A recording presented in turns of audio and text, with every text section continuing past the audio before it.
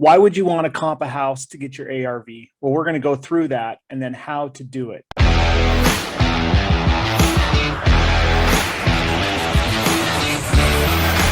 The obvious answer is you want to know what the resale value of the home is going to be so that you can back into your numbers to determine your purchase price. You're also going to minimize your risk by valuing the property correctly. So that's why we're doing it. So it's important that we go through the right steps in order to be able to get that right value. So my recommendation is when you're first starting, start with a neighborhood that one you either know already or that is maybe a first-time homebuyer neighborhood or an area where there are a lot of the same kind of homes that are built in the same year, the same average square footage, the same style, be it ramblers, split levels, the same type of yards. That'll allow you quickly to get a lot of good comparables to work off of to get the most accurate number possible. Those are the easiest ones to start on. The hardest ones to start on are definitely going to be like more of a luxury product or a specialized property. Those ones are just going to be harder because there's more variables that can change the values. The square footage is larger. So sometimes if your value changes 5 or 10%, that could be a huge swing. But on these smaller ones, first-time homeowner neighborhoods, you really can dial in your value within, honestly, like a couple $1,000s, which gives you a ton of power when you go to your deal analysis, whatever software you use, to be able to back into your profit model. If you know that ARV, that is one of really two components that will drive your whole model to figure out what you can pay for a property. And we'll go over in another video, best practices to determine your rehab numbers. But if you know your ARV, you are more than halfway there. Then you just need to back into, after subtracting rehab, cost of money, profit, you will always know what price you can pay for a property. So let's get into it. Other tips before we start: learn to do it yourself. At first, when you're new, you might have to rely on other people to help you get that value, the idea of the value. So learn to do it yourself and not rely on others. Get access to the MLS data yourself so you can drive the car and drive the data and understand the comps yourself. So again, you're not relying on someone else. And then, like I said, as you get started, pick an easier neighborhood. And then as you master the techniques of comping and you're familiar with the nuances of why some houses sell for more and others don't sell for as much, then expand your area. And then you can get really good at not just a neighborhood, but a community, a county, a state, and then you could even maybe start investing in other markets that you're not familiar with, as long as you understand the basics. When possible, always, always, always drive the properties and your comparables. So drive the neighborhoods, understand why one street changes from street to street, understand, why maybe one of the comparables sold for more because maybe it had a better view or something like that. Sometimes you can't always tell that from the map or just the listing information. And then remember what value you're going for. For this purposes, we're going for the after repair value, meaning after you've rehabbed it, after it's in really good shape, that's the value we're going for. So when we compare this, we're going to be looking at as comparable of properties as possible, both in terms of age, style, design, neighborhood, but also in terms of what we think our final product will look like. So let's get right to it. I thought I'd use an example of the very first property that I ever flipped. This one's at 5291 South Leprechaun Lane in Kearns, Utah. So what I always like to do, even if I know the area pretty well, is I will put the address into Google Maps and just kind of zoom out, just to kind of remind myself of where the major streets are, where maybe a neighborhood would change values, and really what my comp area is going to be. And so I already know here, this is a kind of a major road. This is a major road.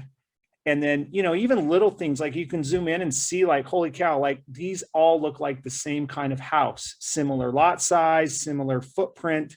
So with technology these days, it's so easy to get a pretty good idea of what we're looking at. You can even go as far as to just doing a little bit of a mini drive-through on Google Maps just to get a feel for what the neighborhood looks like. So this is the home we're going to be comping. Now, again, I'd recommend when possible, definitely get out and drive so you can understand the nuances, but this is a great way to do it as well with Google Maps. And then you can even do this when you get to the comps to kind of get an idea for what unique things those have. Then what I'll do is I'll bump onto the MLS, search the property, and pull up the tax record. Now I'm doing this from Utah, and so we have the benefit of a really awesome MLS system. So what I look at here is just what the county is showing as the square footage for the property, that kind of thing. The other thing that's nice is our MLS has links to old MLS listings and then the county links. So they're giving us a ton of information here. If the property has never been listed before, then the tax data is key. So you can determine how large the home is, how many square feet, what year it was built, what style it is, that kind of thing. We have the benefit of having both the tax data and the old MLS number. So here's the old MLS. When I bought this one, it was actually in 2004. And at the very end, I'll show you the different values that have gone on in this neighborhood over the years. But this is great because this is a 2017 listing. It summarizes it here for us that it's 1,700 square feet, a split level built in 1974. So those are key indicators of like what kind of properties we are going to be looking to compare this one to. We're not going to take a property that was built in 2010 that's 2,000 square feet to compare it. We are going to try and take properties that are plus or minus 200 or 300 square feet of this, plus or minus 5 at the most 10 years of this, and obviously in that little neighborhood, and that's why we did the Google Maps to start. Now, that's why I recommend starting with neighborhoods where there's a lot of comparables. Once you find that there's not as many comparables, as long as you understand the basics to start, then you can start getting creative with how you maybe comp it. Maybe you take homes that are maybe not quite in the same neighborhood, but are basically similar value propositions. So that's kind of like the next level comping, but this is for maybe just starting how to understand how to compare the homes. Then what I do is I will pull up the GIS map of the property. And again, it's kind of like Google Maps. It's just kind of like a double check. You know, you can again kind of see like, holy, you know, like a lot of these are very, very similar. You get an aerial view, so you can kind of see if there's anything unique going on in the yard. Now, you can't see the elevation. That's why I recommend driving it, because sometimes maybe this has a killer view and the other ones don't. So yours might be worth a little bit more. Then what I do, there's, at least with the Utah MLS, there's an alternate view of the tax page that for me kind of summarizes it a little bit better. Plus, I just like to double check and make sure the county is showing 1,736 square feet. This listing showing 1,736 square feet. That seems to be pretty consistent. Then we can move to comping the home, because the first thing is we understand the subject property and we verify the data. We've already understood the area, pulled up the maps, understood which area we're going to comp. The other thing I like to look at is understand what is missing or extra. So for example, this does not have a garage, but it does have a carport. When we pull up comps, if this house is exactly the same as another one, but the other one has a garage, this one might not be worth as much because it doesn't have a garage. So those little things are going to change depending on the neighborhood you're in. Maybe you're in a neighborhood where every home has a swimming pool and yours doesn't. Maybe you're in an area where every home has a half an acre and yours only has a quarter of an acre. So it doesn't really matter what features the homes have, as long as they're similar to the subject property, then you can compare them apples to apples. If not, you do need to make a little bit of an adjustment. And then be realistic about the homes you are comping. I kind of mentioned that you're not going to use, you know, a brand new home that's even the same square footage as this to comp this one. If you do, you're going to overinflate the value of what you are looking at. And then my final point, well, not final point, but don't try to predict the future. So when you're looking at comps, and it's really hard right now, this video is May of 2021, where values are just going through the roof every month. Even though they have gone through the roof every month for the last year, that is not necessarily true that they will continue. Now, there's some indicators we can look at to see if that might be the case, but do not try to predict the future. I would take whatever the values are today and assume that they will be the same value in 6 months. That way, you're not trying to project where it's going. You just are very comfortable with knowing where it's at now and where it has been. Okay, so we've got the property data. Now what we do is we go to looking at comparables. So what I like to do is I like to narrow it down, but also not narrow it down so much that I miss some of the properties that could be in consideration. So I take everything that's active, back up, under contract, or sold.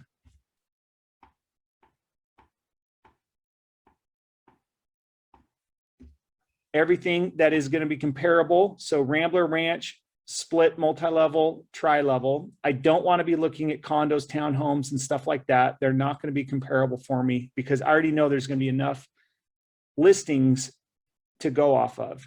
I go back 180 days or 6 months. And then my square footage, I go from plus or minus, maybe 200 or 300 square feet or so. So 1,300 to 2,200 square feet. Probably should just go to maybe like 2,100 square feet. That home was built in 1974. So I'll maybe go to 1989. So what I'm left up with, and on the Utah MLS, this is so cool because you can go to a map view. And again, this is why I did the Google Maps first. So I already have an idea of where I'm going to be using my map to comp it. Now, again, for the Utah MLS, this is so cool how they do this with the colors. These are all possible comps in a very comparable neighborhood. So this is a great example because we have 47 listings that have been sold, under contract, or active in the last 180 days. And the way the Utah MLS codes this is all the ones in red are sold, the yellow are under contract, and the green are active. So if I look at this area, I say, wow, this area is hot. There's only 2 actives. Everything that seems to hit the market goes under contract pretty quick, and there's a ton sold. So if people are looking in this neighborhood, there is not a lot to choose from. So I said before, don't predict the future, but you can kind of assume that you're going to be in a really favorable spot to sell this when it comes time because there's just nothing to choose from. Now, if this was flipped, if all of the homes were green, and there were only a couple sold, that means there's way oversupply. So if you're going to buy in this neighborhood, you got to be prepared to be one of the best price homes at the best condition to be able to sell, and or you're going to have to hold on to it a lot longer than you think. So be aware of that. Not only are we comparing the size, age, and style of the home, but we're also looking at the very micro area to determine what that supply and demand is. That is very, very important. Okay, so now pull up the homes. And, this can be overwhelming. There's 47 of them. Now, the assumption that I make is that I set my filter to just show the most expensive ones first. So again, if we're looking at ARV, after repaired value, odds are we want to be looking at the ones that are the more expensive ones to start because likely those are the ones in the best shape. So, and then we're going to rely heavier on under contract and solds than actives because the actives haven't shown as sold yet. Even though they're listed, say this one at 415, it may not close. When it sells, it may close at 390. So we want to take that into consideration, but we don't want to bank on that as much as we would the under contract and sold. So what I'm going to do, and I'd recommend when you do it the first time, look at all the listings, but this is also nice because it shows you like this neighborhood, there is nothing selling for less than 285,000. So you kind of know what the bottom is of the neighborhood. And then you also kind of know what the top end, even if you're to put gold plated kitchen cabinets in, well, there's maybe value in the gold, but you know what I'm getting at is, you're not going to sell in this neighborhood for more than 400 to 415,000. It's just not going to happen. And most of the homes in here are all right around that 17, 18, 1900 square feet. So you're also thinking, wow, what value add could I do? Well, it's not going to make any sense to build a 4,000 square foot home in here. It's just too big for the neighborhood. So there's a lot of valuable insight you can get from pulling up this view. We already know we're in the right neighborhood. We already know we have very comparable size of homes. And so now what I do, and I'd recommend looking at these in more detail, but for the purposes of this video, I'm going to pick like maybe the top 10 or so. And then we're going to look at these in a little bit more detail. Again, we're going to just breeze through some of these photos. Here's a flip. Really well done. So we like that one. Here's another one that's in pretty good shape. That's probably a pretty good comparable. This one's pretty good too. The other thing you can check is check out the remarks. You know, that'll kind of give you a head start on knowing if it's a flip property. This one, again, probably not a flip, but really good shape. This one looks pretty similar to ours, a little bit of older cabinets, 370. Here's one, I wouldn't use this one because there's enough that are identical to mine that are true split levels. This one's more, or split levels, this one's more of a tri-level that was a little bit newer. So I wouldn't necessarily use this one. This one's a rambler, same age, similar square footage. So you know, if you have more than you need, you can eliminate some of them, but it's good to just kind of look at these. And so there's a couple of ways that you can compare these. One, in this neighborhood, it's pretty easy to just look at pricing and condition, and if it has a garage or not, and kind of compare straight across, saying, well, this one's selling for 355. You know, you got to make some assumptions here. It's not in as great a shape as maybe we could make it. You know, some of the ones that top end sold, let's see, this one's under contract. You know, this one's 385. You could say, man, mine's probably going to be just about as nice as this. I think I can probably get 385. And the other thing you can do is look at the price per square foot and kind of compare, okay, 190 a square foot. See, I think this one's way overpriced. This one's 1,400 square feet, 415. Even though the market's hot, I think that one's going to be sitting there for a little bit. So I would not even use this one.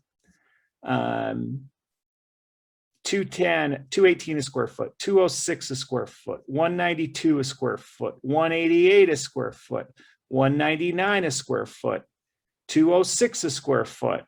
This one's pretty comparable. It just sold for 390, but it did have a garage. 205 a square foot, about the same square footage. Now it does have a garage.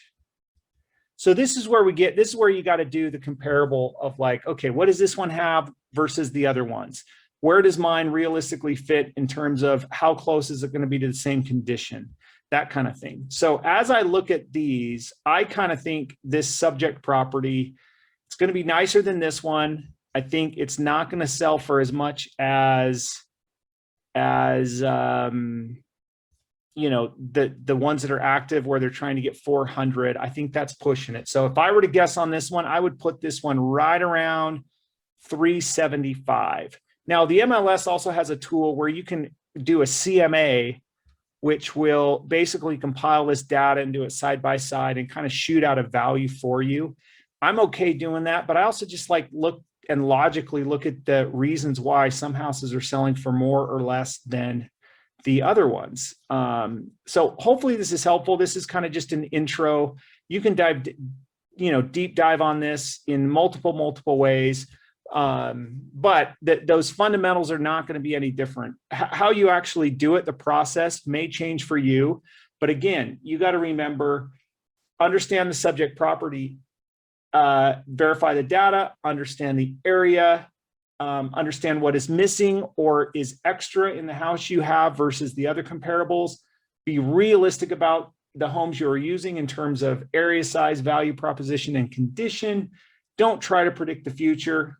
And then notice the supply and demand in the immediate neighborhood. So just a fun data point on this one. I bought this house on Leprechaun Lane in 2004 for $94,000. It sold in 2017, as you can see here, for $252,000. Today, I would say it's worth $375,000. So in basically 17 years, it went from $94,000 to $375,000. Lesson learned for me, I should never have sold this property. I hope this helps. Thanks for watching and subscribing to the channel.